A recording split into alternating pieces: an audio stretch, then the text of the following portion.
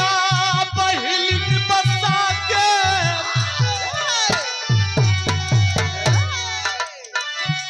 भैया बहिल के बसा के रखिया मनवा में हो मन माने अरे राखी हर साल आवेले समनमा में राखी हर साल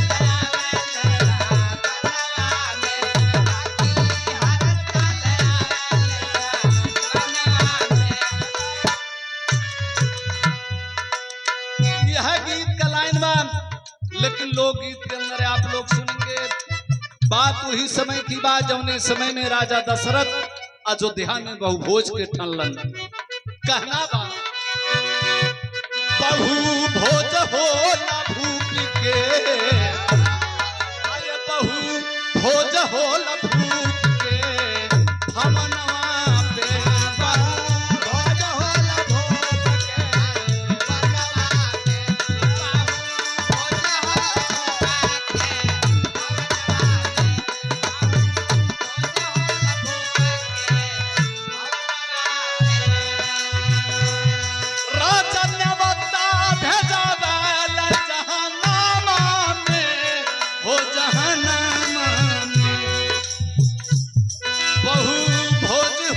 भूख के हमनवा पे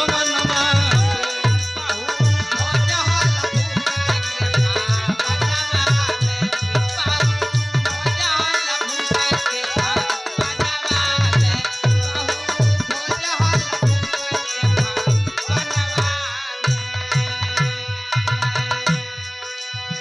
नैहर से विदाई लेके नैहर से विदाई लेके अइली भवनिया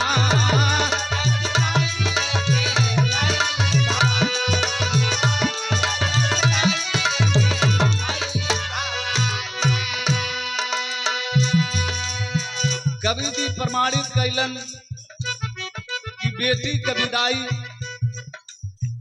जौने समय होला बड़ा ही दुख होला बाबू।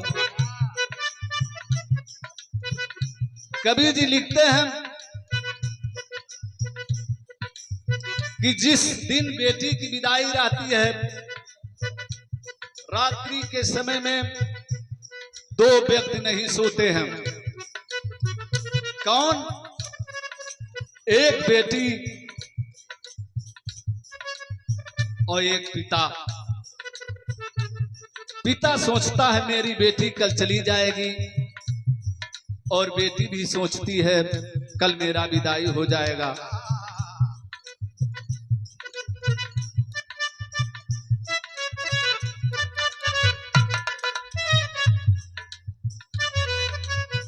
आदरणीय आप बहुत सुंदर कलाकार, यही मटेरिया के पावन धरती से कपिल देव यादव आपके कर कमलों द्वारा 100 रुपये से सम्मान हुआ। माता अम्बे रानी आपको सुखी रखे। कहना है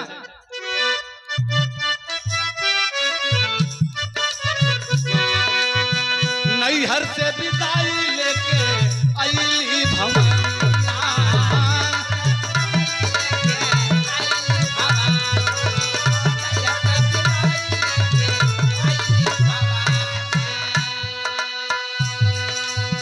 माई बाबू छूटी गईले संग के सहेलिया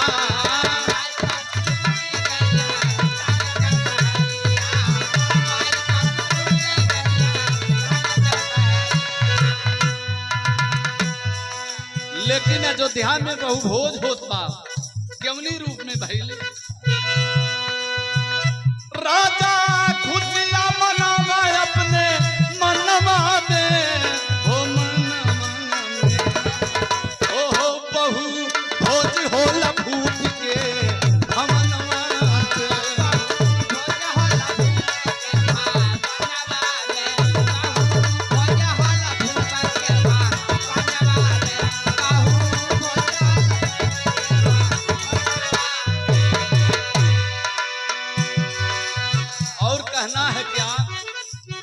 मधुबन में मधु करी गीत गुनगुनाए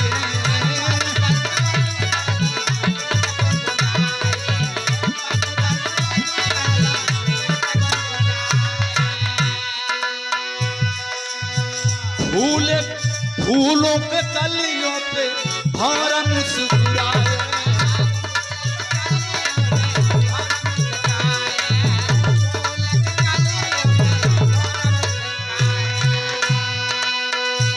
माली फूल तोड़ लेके आवे पनमा के हो पनमा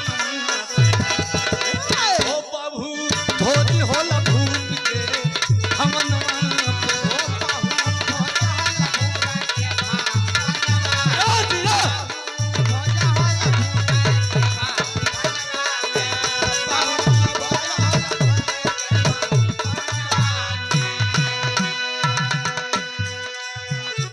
आदरणीय आप धर्मेंद्र यादव जी के पिता आदरणीय हमारे मामा श्री के करकमों द्वारा 100 रुपये से सम्मान हुआ। चरणों में थोची प्रणाम है। और हमार कहना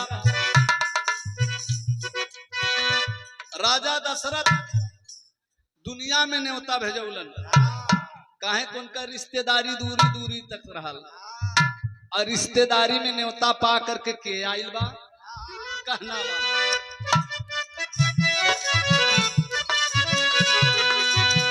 रोम पद राजा आए वरसड़ी रानी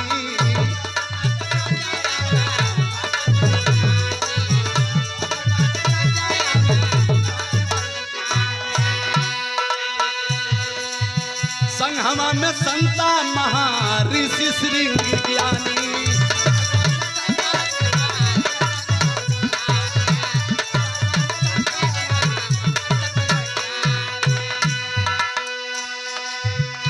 आदरणीय आप गुलाब की छोटी बहन अंतिमा यादव के करकमलों द्वारा बहुत बहुत रुपए से सम्मान है।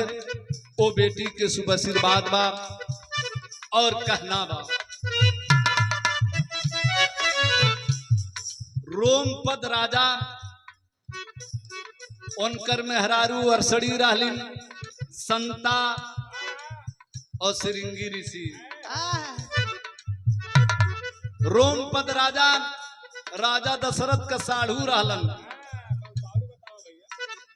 और वर्षड़ी जौन रहलिन कौशल्या के बहिन रहलिन सगा राजा दशरथ का सड़ुआइन रहलिन। पुराण से प्रमाण मिलता है कि राजा दशरथ की बेटी ही संता थी जो कि श्रृंगी ऋषि के साथ में शादी भइल रहा। न्योता में आयल हुए लोग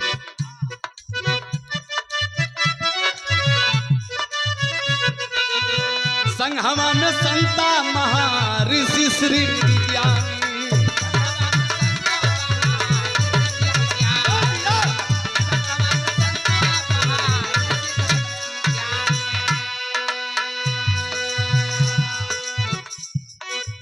संगमा में संता महर्षि श्रृंगी ज्ञानी।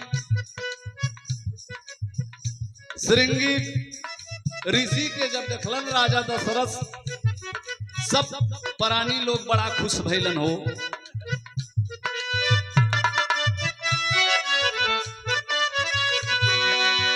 संगमा में संता महर्षि श्रृंगी ज्ञानी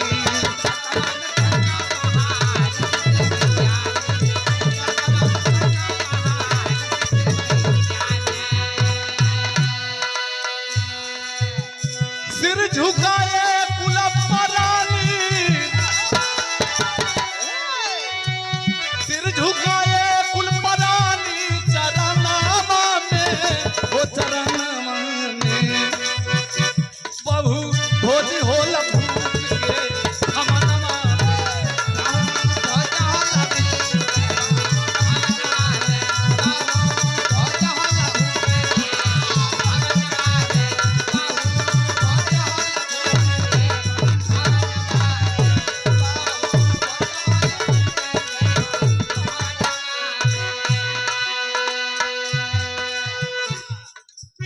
अयोध्या के बासी सब खुशियां मनाए।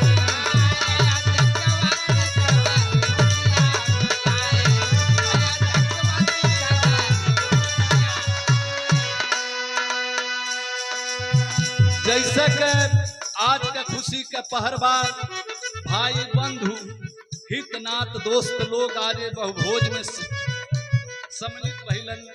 वैसा राजा दशरथ के हितनाथ सब लोग सम्मिलित भइलन। बहु भोज में आयल हो एक नाते कहना बाका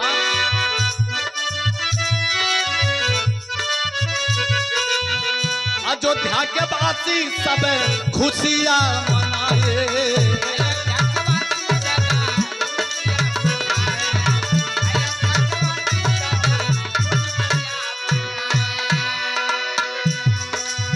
फूल के कलियों से गलियां सजाए।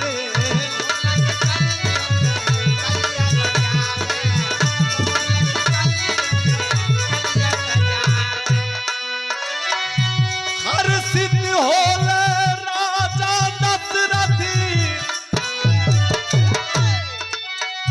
हर्षित होल राजा दशरथी अपने मना माने हो मना माने। बहु भोज होल भूख के भवन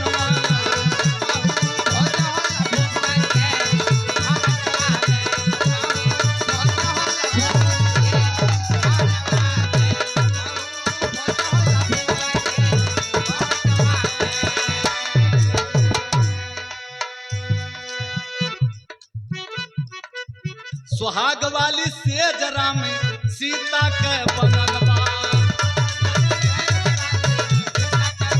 दुनिया के रीत रिवाज बा।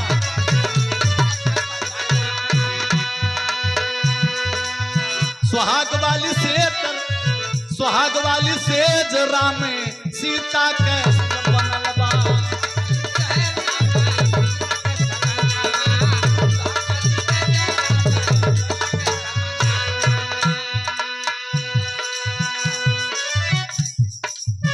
सीता खुद भइली पाई के, सीता खुद भइली पाई के सजनमा के हो सजनमा के। बहु भोज होल भूख के अवनमा।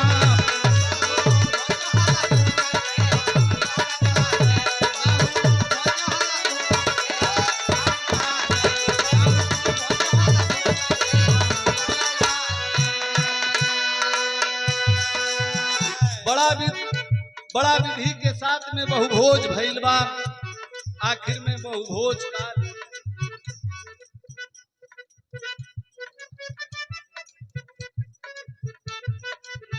कहना है क्या?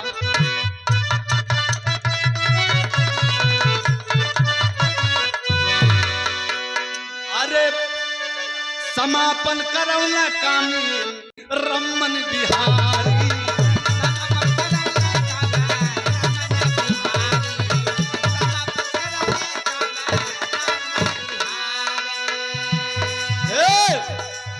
स्वर्गवा में कैले घने श्यामा पुजारी।